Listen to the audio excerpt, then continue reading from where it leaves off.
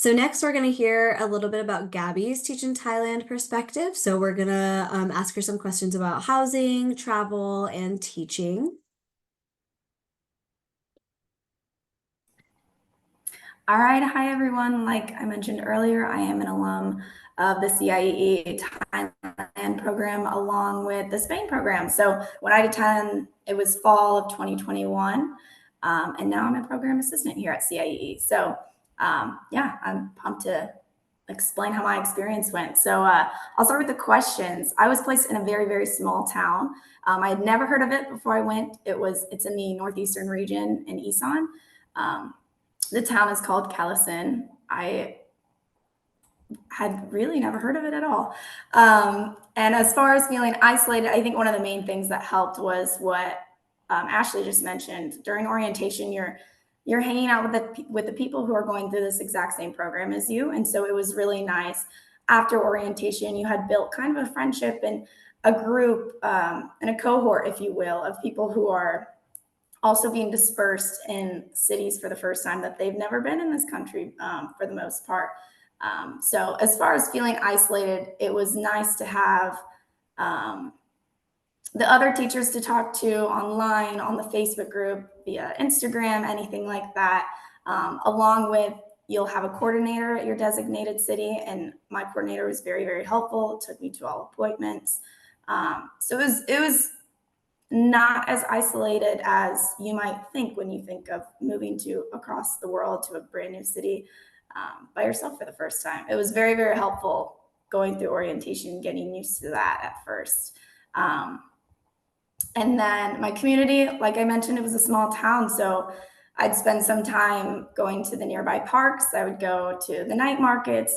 Nearly every city in Thailand will have markets for you to see and visit. And it's a very, very cool experience there. But overall, small town, lots of really neat cafes I would go to as well. Um, so, yeah, Ashley, if you want to jump to the next slide, I can. Oh yeah. Here we go. And here's some photos of Go. Gabby's experience. Can you see those, Gabby? Oh, yep. Sorry. I think I'm a little lagged in this call. Yeah, it's So okay. yell at me if I'm not speaking. Um, so yeah, during orientation, you can see, like Ashley mentioned, they'll take you around the royal palace. That's that second photo there. That first photo with the elephant. The first time I ever got to bathe and feed elephants was in Thailand. One of the also things that you'll go through with orientation is maybe some Muay Thai lessons. And so in the upper right corner, that's my friend Abby and I posing after we were practicing some Muay Thai. Um, and overall, so the photo down below the Royal Palace photo, that is a picture of my coordinator and other teachers when they were sending me off at the end of the year. Very, very sweet. It was bittersweet. It was sad to leave them. And then bottom right, you could see Christmas. Um, the schools really, really help. You're one of the concerns I had about moving across the world was like, I'm not going to spend holidays with my family. And that was something that I really enjoyed doing every year. But the community and your school really they love celebrations, any reason to celebrate. They love holidays. So that was something that really helped me, not feel isolated during the holidays was having that atmosphere of those kids around and doing celebratory events for every holiday we had. It was really awesome. That photo above there, a large portion of our orientation group became really close. So we had a fun little reunion in Chiang Mai um, above there as well. So those are just a couple little hints of some experiences that I had. And I think next I will touch on my experience in what my housing kind of looked like. Um, so I was in a one bedroom, and I emphasize room. It was a very, very small room. I think this is, an example of Ashley's apartment in Thailand. Mine didn't look that much different. Very, very small. And the way mine was set up was kind of like if I were to describe maybe an outdoor apartment complex. So I had my own room, but I had neighbors. The laundry was outside, so my neighbors were great in helping me learn how to do the laundry down the stairs, which was amazing. Um, so again, lived alone. How close was your house to your high school? Mine was less than 10-minute walk. However, people in Thailand do not like walking anywhere. So if they caught me trying to walk, a teacher would pick me up and drive me to school. And then eventually, after my first month there, I ended up getting a motorbike. So I would drive my motorbike to work. But if I hadn't gotten one, then I would have easily gotten a ride from my coordinator or other teachers because they're always looking out for you and wanting to make sure that you're getting to school safely. And then Ashley, if you want to jump to the next, again, I might be lagged, so you probably could have already jumped. Right. How was the work-life balance? So in my case, I would say the work-life balance in Thailand is a little bit better than maybe a traditional work-life balance in the United States, and that's where I'm from. So it was kind of nice. Yeah, you're teaching those 40 hours, but you're getting a plentiful amount of planning time, I think, in comparison to a teaching position that I've witnessed in the United States. So that was really, really nice.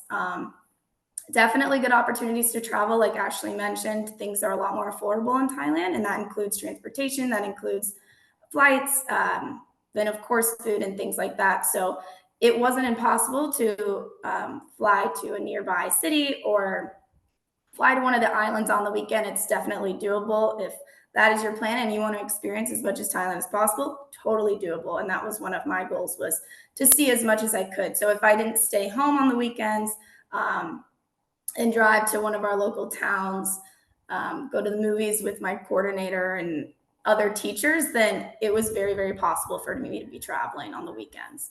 And then on the next slide, I do have examples of some trips and excursions that I did along with some people that I met during orientation. That top left photo is one of the coolest temples I've ever seen in my life. It's built on the top of a mountain in Kanchanaburi. They also have a 7-layer waterfall there, which there's a photo kind of in the middle of that slide that a couple of my friends and I hiked up. And then right to the right of that temple is my friend and I in Chiang Mai. So we had a big, like I mentioned, the reunion in Chiang Mai, and it was really fun. That's where that lower photo of all of us in our matching shirts and hats.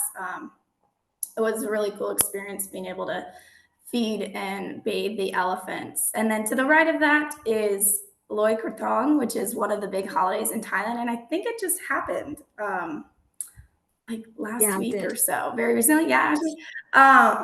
So, and that's a really, really cool lantern festival. And we all met about an hour outside of my town to go celebrate that. And that was with past teachers who I met that maybe came with CIEE the year before too as well. So it's really nice having that community of people that you're constantly interchanging contacts with the whole time, just through going through the same program. And then I went hiking with one of my friend's teachers.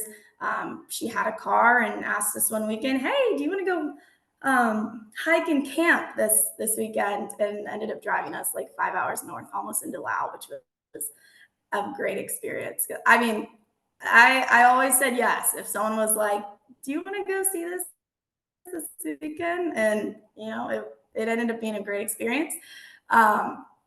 Yeah, we went to a lot of beaches. We went island hopping.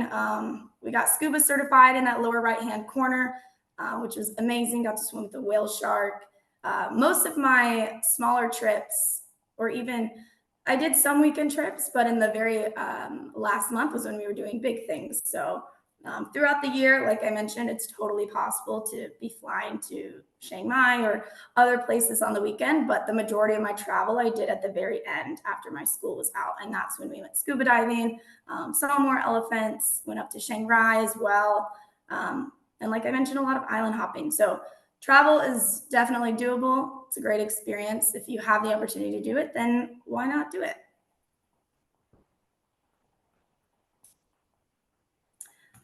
And then as far as teaching goes, so here are my cute little munchkins.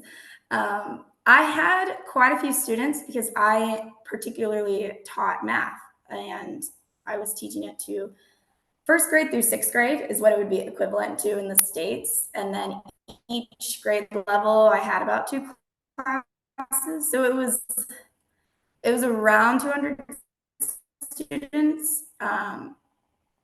And I was teaching about 3 to 4 classes per week. I think I have, oh yeah, I'll be showing.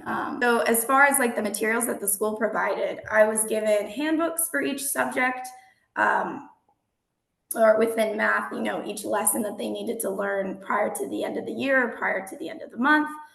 So that was really, really helpful. And I always had co-teachers in the classroom with me as well, helping me guide if, maybe some students were getting a little antsy in class or something like that. So that was very helpful. And that's kind of how the teaching atmosphere looks like. And like I mentioned, lots of planning time. So it was helpful having those courses, those course books to go off and plan lessons during the school so that the classes went pretty smoothly.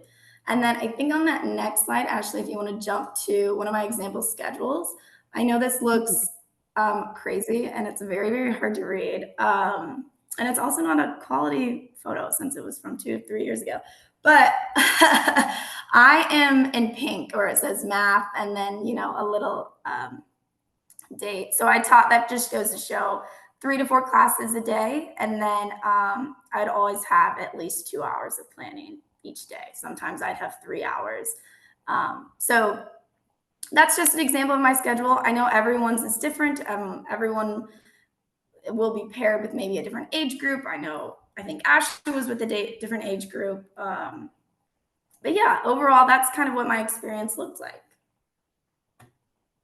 Well, thank you, Gabby. And yeah, this will look different depending on, of course, the age group that you're in. I taught kindergarten. My schedule looked a little bit different, but honestly, not that different. I did still have a prep period and I had time at the end of the day to just play with the kids, which was cool. But yeah, it depends on your exact high school and you will get your schedule from your school so that you know what to expect. But thank you guys. We're going to answer some questions in the question box. If you want to submit questions now or ones that have already been submitted, we will answer those. But we are currently reviewing applications for the Teach in Thailand Spring 2025 program. So if you want to submit your application now, that would be awesome so that we can get back to you. But right now we can answer some questions if we have any. Yeah, there are some questions. So one of the first questions is, are teachers able to teach music courses? Oh, yeah. So in your application, we will ask you what subjects you have experience with or what subjects you're interested in teaching. And it can really be anything. So if you are interested in teaching music courses, you can write that in your application and our Thai partners will take that into consideration. And it's not guaranteed, but there is a possibility that it could happen. They really love to have native English speakers teaching other subjects. So I'm sure they could try to like incorporate it somehow into your schedule if they have the means to at your school. So it doesn't hurt to write that in your application for sure. Great. And if accepted for the spring season, but have a change in schedule, can you default to the fall semester instead? Can you transfer your application? Yes, yes, you can. Depending on like the timeline of when you decide to transfer, the situation will look different. So, if you decide to transfer early on, like let's say you're accepted right now and you want to transfer to the fall, that's fine. However, if you wait to transfer until you've already received a placement, we will charge you a deferral fee. So it depends on like the timeline of when you decide to transfer. If you already like received your placement, and our Thai partners have sent you like your accommodations and everything set to go, and you want to transfer, possible, but we'll charge you a $250 deferral fee, for the time, that our Thai partners have put into like finding your placement. But if you transfer before receiving your placement, no worries. Yes, we can transfer your acceptance. Great. And is the June orientation the same as the May orientation? Yes, so you will have all of the same opportunities. However, there will be less teachers there. So usually the majority of our teachers arrive in May, and then we usually have a small group arrive in June. So it's not going to be, 20 to 50 teachers in the June orientation group. It might be like 5 teachers. So just keep that in mind. It's going to be smaller, but you will still get the same opportunities as the May group. Great. That is all the questions in the question box. If anyone has more questions, please submit them. Wait just a couple seconds longer here. But thanks, Ashley, and thanks, Gabby, for sharing so much information about our program. Yeah, Oh, definitely. someone said, how much is the application deferral fee? It's $250 US to defer your application after you've already received a placement. So, like if you transfer before receiving a placement, you don't have to pay that. But if you've already received it, then you will be charged. For the spring, placements usually come out in March. For the fall, placements usually come out in August. So just keep that in mind. Okay. Someone said, I'm a graduate student. Can I still qualify? You only need a bachelor's degree for this program. So if you have a bachelor's degree, you are eligible. If you are a graduate student, definitely eligible. I guess depending on like when you take your classes, it will be up to you the workload you want to accept. Like, if you're going to go teach English in Thailand, just keep that in mind. You will be a full-time teacher. So if you're going to have classes on top of that, like online or something, just keep that in mind that you might have a full workload. Perfect. And what if I want to just teach English only? Yeah, so everyone will basically, this program is to teach English. There are special cases where you can teach other subjects, and that's something we will ask you in your application if you want to. You don't have to. If you only want to teach English, you can just write in your application, I only want to teach English. I don't want to teach other subjects, and that's fine. Just keep in mind, though, if you're teaching younger students, sometimes you will have to teach other subjects, just kind of, if you're teaching kindergarten, sometimes they'll ask you one day, can you teach this math lesson in English? Because we just want the kids to learn it in English. But you would be given like a worksheet and a lesson plan, like they would tell you what to do. But for the most part, like just you will be only teaching English. Great. Is there scholarship or funding to support your teaching? So CIE does not have any scholarships for our Teach Abroad programs, unfortunately. If for the program, if you wanted to pay your program fee in like installments in a payment plan, we can do that for you. Once you're there, you will get like your monthly salary, and you won't be paying rent. So keep that in mind. So there's opportunities to like save money while you're there too. But yeah. Great. Someone said, how much is the certification? So the regular cost of the 150-hour TEFL course is $1,195. Right now, we are offering a $400 discount for those that get started on December 2nd, which would mean that you would pay $795. And then the 60-hour course, which again would not get you the pay raise, but gives you a nice introduction into teaching in an international classroom, that course is $300. So if you have any questions about that, again, feel free to email me at tefl@cie.org. The email is there on the screen if you have any questions about the certification. And should I have some language experience of the country I would teach at? So yeah, we highly recommend learning some of the language of the country you're going to teach at. However, it's not required that you know any Thai. Before going, we don't need you to, be fluent in Thai by any means, but we do think that it would be super helpful to at least learn the basics of Thai, just learn like greetings and, how to order at a market or a restaurant. I think that would be helpful, but it's not required. Perfect. And then the last question here, speaking of pay, what is it? You want to go back to the pay slide, Ashley, just to Yeah. throw that up there one last time? Yes, so there's a few pay um The salary will look different depending on your qualifications. So here's a little snapshot of what to expect. Um, if you don't have a degree in education and you don't have a TEFL certificate, you're going to be looking at the first tier, which is 30,000 baht a month.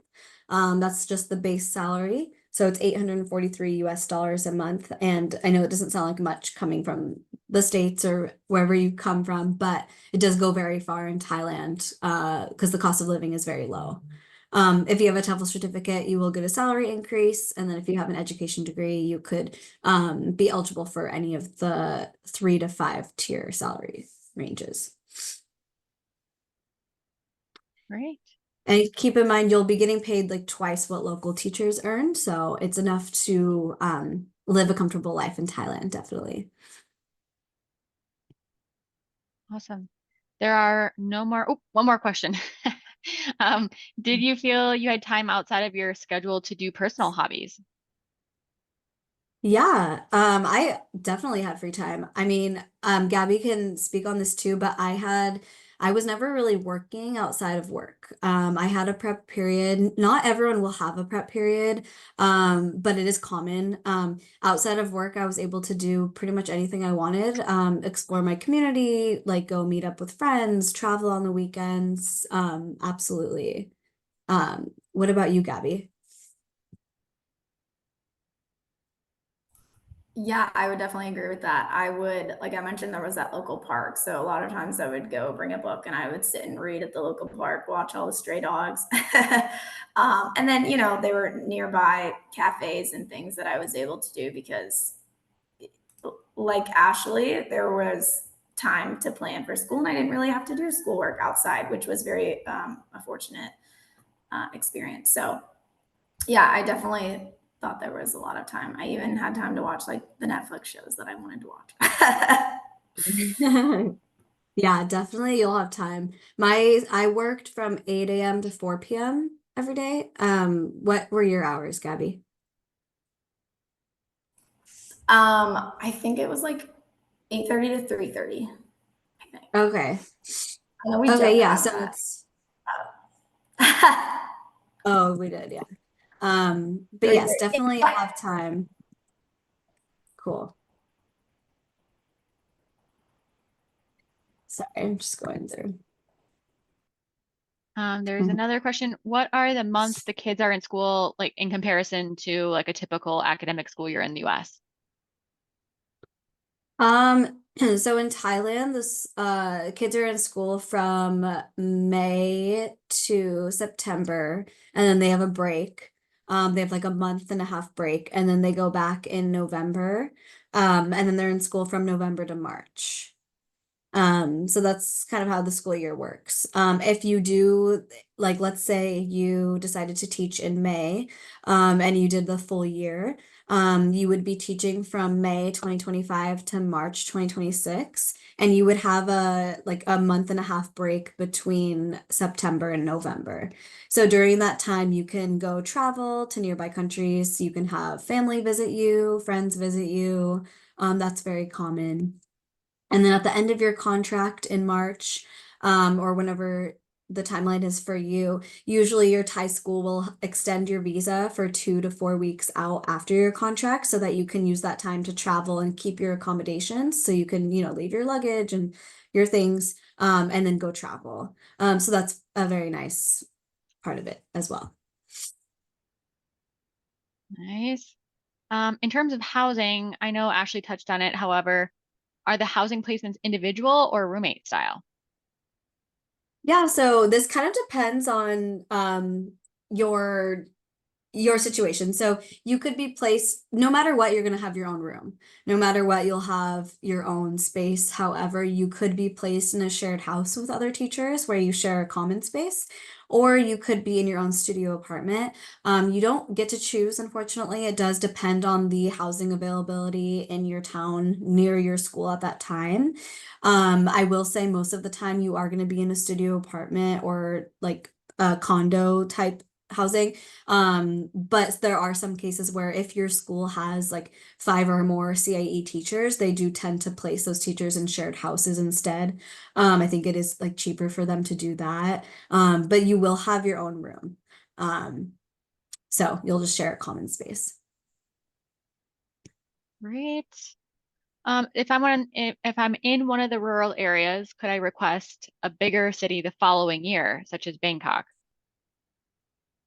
So if you want to stay in Thailand, after your contract, you can like individually apply to schools on your own once you're there with like the help of your school or with the help of our Thai partners.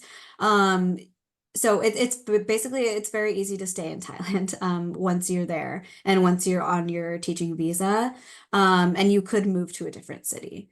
In your application, though, we do not do city requests. We only do region requests. So we will ask you to rank your top 3 regions in Thailand that you would like to be placed in. And then we'll use those preferences when placing you, but we wouldn't take a city request, unfortunately. I do know a teacher, just to throw it out there, I do know a teacher who taught in a rural area for a full year, and now he is teaching in Bangkok. So definitely possible. Great. And I'm assuming this person wants to start the program for the spring semester. If I do one semester, would the program then end in November? If you did the one semester, it would be from May to September. So you would be teaching May to September, and then your school would extend your visa like 2 to 4 weeks out from then, to so that you can travel. So usually teachers who end in September, they usually spend the month of October traveling and then they go home. That's pretty common. Yeah. Just to Because give the an school year starts in November. Yeah, just to give an example, I've had the pleasure of working with Flora, who is our current intern who posts on our Instagram and our TikTok account. If you haven't checked that out, the scans, the QR codes are there to link to our account. But she actually she started in May, right? She went out with the spring departure, and she just got home last week because she was traveling after finishing her teaching position. She had a lot of cool things. One of the cool things that I was very jealous of was that she got to have some time to explore India. So lots of fun things you could do after your contract is up. Yeah. And so would moving to the bigger city, would the pay increase? No. So your pay is going to be the same on this program no matter where you go. I can't say for the majority of, every single school in a city in Thailand, like I don't know. But I know that on our program, the pay stays the same depending on your qualifications. It doesn't matter if you're in a bigger city or a smaller town. It just depends on honestly the budget of the school that you're placed in. Some schools have like a lower budget, some have a higher budget, but also if your qualifications are the same as before, your pay will most likely stay the same. Great. That is, oh, another another question. I think we can take a couple more questions, right, Ashley, and then we can wrap up. I don't Yeah, know. Yeah, okay. we'll take like Um, 2 years. okay. If you did a 6 month semester and you would like to extend to a full year, would you have to start the application process over or pay an additional fee? No. So if you would like to extend your contract, you'll do that directly with your Thai school. You don't have to contact CIEE. You don't have to really tell us anything. You don't have to pay another fee at all. You would just tell your Thai school, and they would help you extend your visa. And then, yeah, you don't have to send in another application or anything. You just extend directly with your school. Great. Okay, and last question is, okay, is there a pay increase if you stay longer? Can you negotiate that if you stay longer in Thailand? No, that's not usually a situation we come into contact with. I guess, it does depend on your specific school and their situation, but usually the pay that you start with is the pay that you'll keep for that full year. Unless you got a certification that would raise your salary. Perfect. Okay, great. That's it. that's all the questions we got. Cool. Well, thank you everyone for joining. If you have any questions, you can reach out to us through email. But if you want to apply to the spring program, definitely send in your applications now so that we can help you move forward. Yes. Excellent. Well, thank you guys for coming. And I'm sure we'll be in touch. Yes. Thank you. Bye.